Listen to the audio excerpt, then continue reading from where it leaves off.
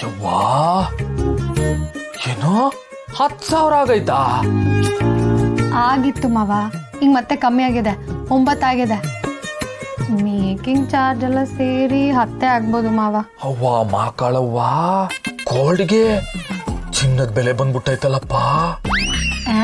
ಹಾ, ನಮ್ಮಂತ ಬಡವರಲ್ಲ ಏನ್ ಮಾಡೋದು?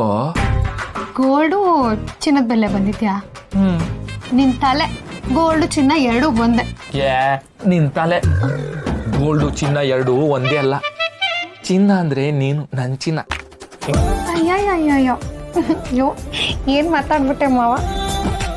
ಅಯ್ಯೋ ನಾಚ್ಕೊಳ್ಬಿಟ್ಟು ಒಸಿ ಬರ್ಕೊಳ್ ಮಾವ. ಮಾವ ಸರಿ ಹೇಳು. ಈಗ ನಾವು ಹೆಣ್ಣಿಗೆ ಏನೇನು ಹಾಕ್ತಿವಿ? ತಾಳಿ ಸರ, ಒಂದ್ ಚೈನು, 2 ಉಂಗ್ರ, ಆಮ್ಯಾಕೆ ಒಂದ್ ಜೊತೆ ಓಲೆ, ಗೋಲ್ಡ್ ಕೇಸು, ವಾಚು.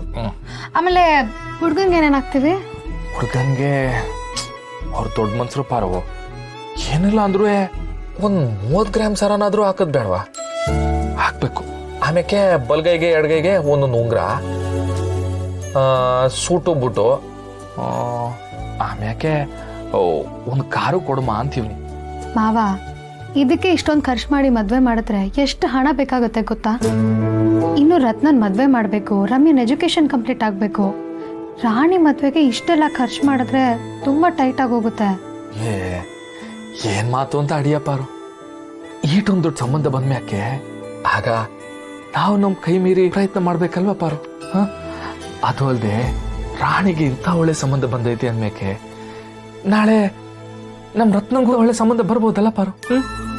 ಹೌದು ಮಾವ, ಹಾಗಂತ ಅಷ್ಟೊಂದು ಹಣನ ಎಲ್ಲಿಂದ ತರೋದು? ತುಂಬಾ ಕಷ್ಟ ಆಗಲ್ವಾ? ಕಷ್ಟ ಆಯ್ತದೆ, ಆದ್ರೂ ಏನೊಂದು ಮಾಡುವ ಪಾರು.